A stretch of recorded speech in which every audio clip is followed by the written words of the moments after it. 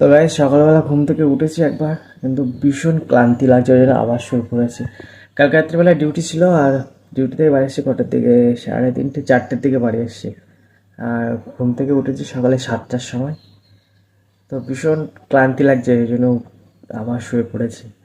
আর দোকানে যাবো এখন, দেখি চলো নিচে গিয়ে দেখি কি আছে খাবার, খেয়ে দোকানে চলে যাবো। তো এখন যেহেতু পুজোর সময়, সকাল সকাল একটু দোকান খুলতেই হবে আর কি। তো বাজারে অন্যান্য দোকানগুলো কিন্তু সকালবেলা খুলে যায় অনেক সকালে, তো আমি একটু দেরি করেই খুলি। সকালের খাবার বানাতে এখনো বেশ কিছু সময় দেরি আছে। আর আমি আজকে একটু সকাল সকাল যাচ্ছি দোকানে, ওই জন্য হাঁড়িতে দেখলাম দুধ ছিল, তো আমি দুধটা একটু গ্যাসে গরম করে 1 কাপের মতো দুধ নিয়ে নিলাম। তো আমি দোকানে গিয়ে এমনিতে সকালে কিছু খাই না, বাইরের খাবার খেলে আমার প্রচণ্ড পরিমাণে গ্যাস হয়ে যায়।